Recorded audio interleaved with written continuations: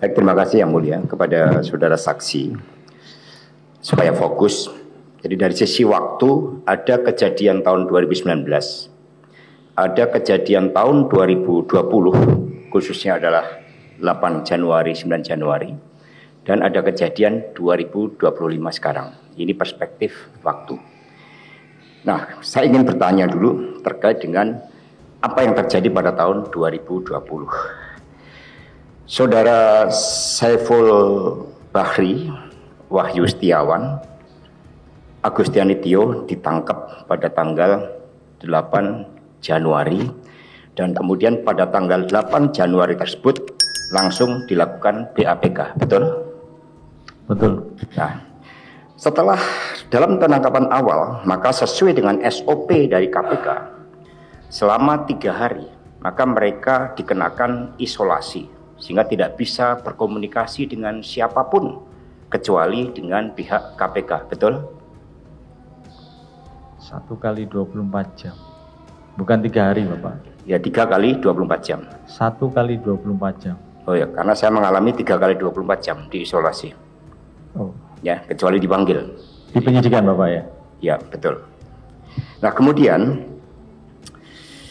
ketika saudara Saiful diperiksa pada tanggal 9 Januari dan kemudian ada perubahan di dalam BAP kalau dibandingkan dengan BAPK, maka kemudian mana di antara perbedaan itu yang saudara pakai?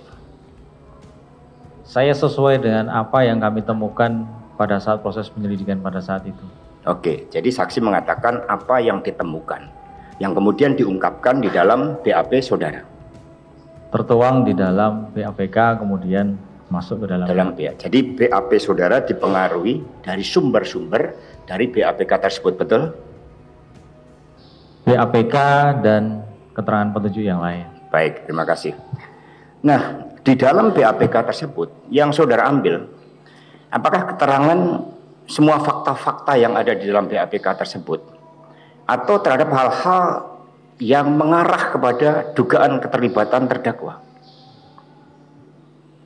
Jadi ini secara global saya jelaskan bahwa apa yang kami kutip di dalam BAP itu yang konteksnya terkait dengan perbuatan atau peran dari Bapak atau terdakwa. Baik, terima kasih. Di dalam Undang-Undang KPK, saudara tahu apakah asas KPK? Asas yang mana? Asas di dalam Undang-Undang KPK apa saja? Karena asas ini kan wajib ditaati. Kepastian hukum, akuntabilitas, saudara tahu? Tahu. Nah, oke. Nah, saya ingin menyampaikan fakta bahwa di dalam ini bukti petunjuk bahwa di dalam BAPK saudara Saiful keterangan 18.4 dia mengatakan adanya inisiatif saya, yaitu Saiful Bahri, untuk melakukan lobi-lobi ke KPU dikarenakan atas dorongan dari saudara Harun Masiku yang secara aktif meminta tolong untuk disukseskan baik secara lisan maupun supporting dana. Jadi saudara tadi mengatakan keterangan saudara adalah dari BAPK tersebut, dari bukti petunjuk. Di sini saudara Saiful Bahri mengatakan bahwa supporting dana dan upaya lobi-lobi itu karena diminta oleh saudara Harun Masiku. Bagaimana di dalam keterangan saudara, saudara bisa mengatakan bahwa itu adalah perintah saya. Di dalam keterangan saudara halaman 6, Hasto melaksanakan dengan segera maka dibutuhkan lobi-lobi ke KPU baik secara lisan maupun dana. Kenapa keterangan dari saudara Saiful ini tidak saudara masukkan di dalam keterangan saudara? Saya merefer kepada BAPK di awal, Bapak. Ya, ini BAPK di awal ini. Ini di BAPK di awal saudara Saiful poin 18,4. BAPK di awal bukan seperti itu, Bapak. Ya, ini ada keterangan itu ini. Barangkali BAP. Iya. Iya. Iya, siap. Baik. Baik, terima kasih Yang Mulia. Kemudian di dalam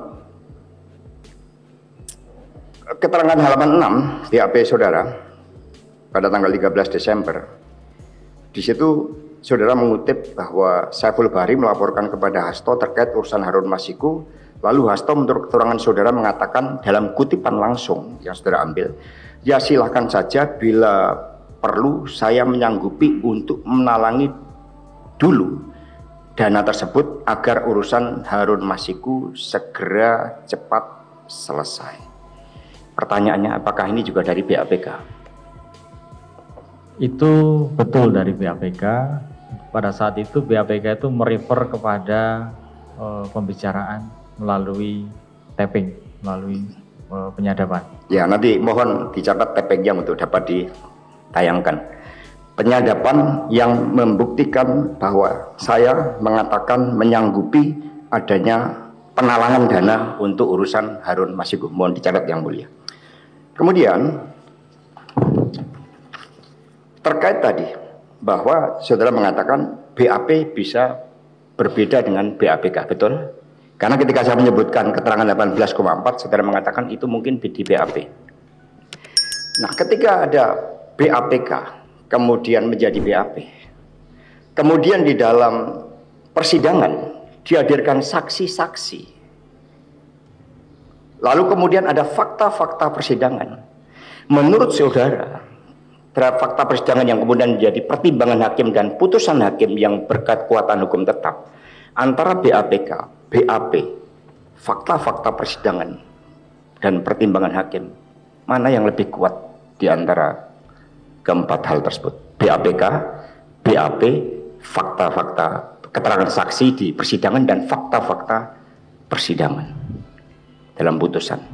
Baik, itu jadi apa yang saya sampaikan itu merefer kepada BAPK. Tapi kalau pertanyaan Bapak tadi, kalau pertanyaan seperti itu, yang lebih kuat adalah saksi yang disampaikan di pengadilan. Baik, terima kasih. Jadi ada putusan saksi di persidangan, ada fakta-fakta persidangan, tetapi ketika ada proses daur ulang, saudara tetap mengambil dari BAPK. Terima kasih. Karena di sini ada pertanyaan juga terkait dengan pernyataan dari saudara pada tanggal 16 Desember dalam BAP saudara. Saudara pada keterangan BAP Kusnadi tanggal 14 Januari, saudara Kusnadi mengatakan kepada Doni, ini ada titipan dari Pak Harun untuk Saiful dan Mas Doni. Tetapi kemudian bagaimana di dalam keterangan saudara bisa berubah menjadi, Mas, ini ada perintah Pak Sekjen, jadi ada tambahan Pak Sekjen untuk menyampaikan duit operasional 400 juta ke Pak Saiful, yang 600 juta Pak Harun katanya. Padahal saudara tadi mengatakan yang lebih kuat adalah di persidangan, yang lebih kuat adalah dalam BAP. Di dalam BAP saudara Kusnadi, di dalam fakta-fakta persidangan dan putusan pengadilan, kata-kata yang tertuang adalah ini ada titipan dari Pak Harun untuk Saiful dan Mas Doni. Mengapa ada perubahan yang sangat signifikan dalam makna dan maksud di dalam BAP saudara? Baik, jadi saya adalah di sini sebagai saksi fakta terkait dengan permintaan keterangan yang dilakukan pada saat itu. Itu yang saya dengar dari rekan-rekan yang melakukan pemeriksaan. Kemudian yang saya baca BAPK-nya, itulah yang saya tuangkan di dalam BAP tersebut. Ya. BAPK ini adalah alat bukti atau bukti petunjuk? Konteksnya ini masih diproses. Ya, jadi masih di bukti petunjuk, masih memerlukan keterangan saksi dan alat bukti yang lain, betul? Ya. Oke, sekarang saya mau bertanya terkait dengan proses ekspos terhadap kasus pada tanggal 9 Januari 2020. Dalam ekspos tersebut dihadiri oleh penyelidik, penyidik, penuntut umum, dan pimpinan KPK. Betul tidak? Ada tambahan satu lagi, ada ya. Humas. Oh ya, dari Humas. Baik. Apakah terhadap analisis yang disampaikan oleh penyelidik itu otomatis menjadi hasil kesimpulan dari ekspos tersebut? Apa yang kami sampaikan kemudian akan review oleh penyidik. Jadi penyidik atas kesempatan yang diberikan dari pimpinan itu akan memberikan komentar. Kemudian dari sisi penyidik naik lagi ke sisi penuntut umum. Masing-masing nanti akan memberikan pendapat. Terakhir kemudian akan ditutup oleh kesimpulan dari pimpinan yang hadir. Apakah sudah apa yang kami sampaikan itu apakah sudah memenuhi atau belum? Itu nanti pimpinan yang akan memutuskan pada saat itu. Berarti bisa sama, bisa juga tidak tentu sama terhadap apa yang dipaparkan oleh penyelidik tersebut. Betul. Nah, baik.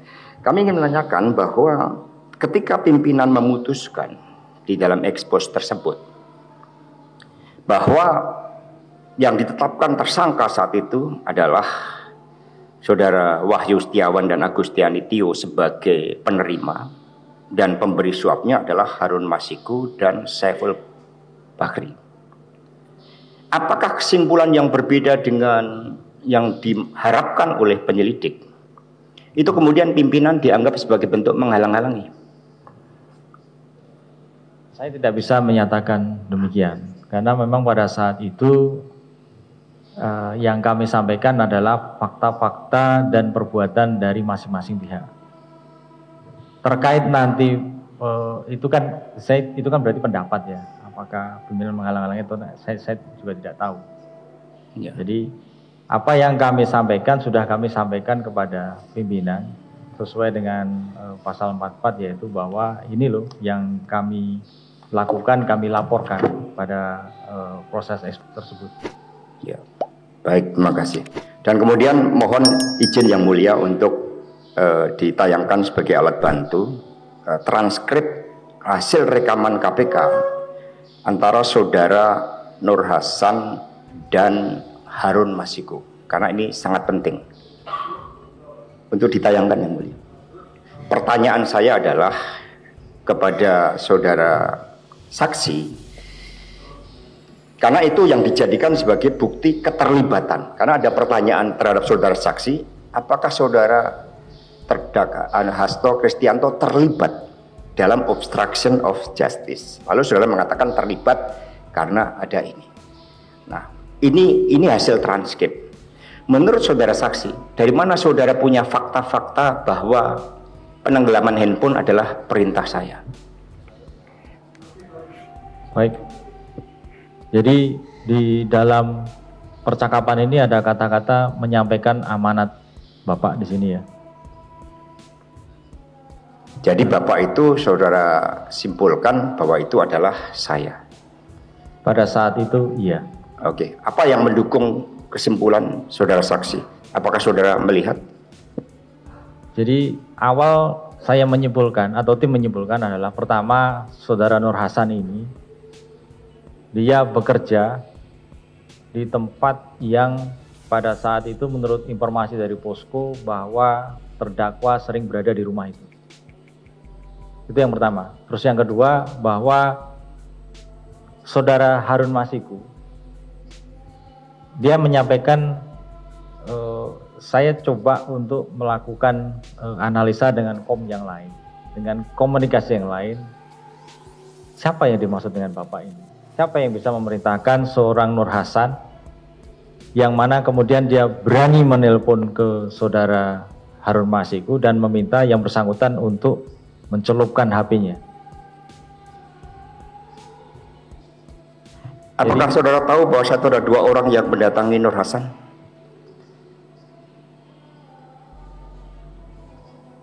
Tidak tahu.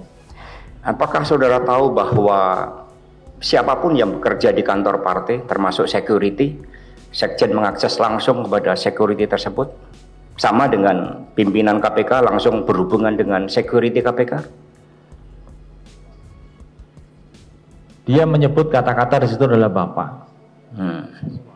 Ya, oke. Berarti itu asumsi. Terima kasih yang mulia. Baik, terima kasih yang mulia. Mohon izin bahwa terhadap keterangan yang diberikan saksi, saya menyatakan keberatan kecuali keterangan yang berkaitan dengan PT IKA dan saya tidak berada di DPR RI, karena saksi ternyata bukan saksi fakta. Terima kasih Yang Mulia. Ya, keberatan semuanya kecuali keterangan saksi terhadap apa yang terjadi di PT IKA dan saya tidak berada di DPR. Ya, tidak berada di PT IKA, maaf.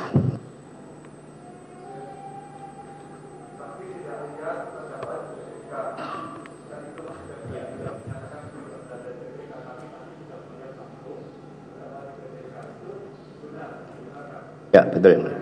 Ya, betul Yang Mulia. Saya tetap pada keterangan saya bahwa saya tidak menyaksikan langsung, jadi berdasarkan dari petunjuk update posisi yang kami temukan.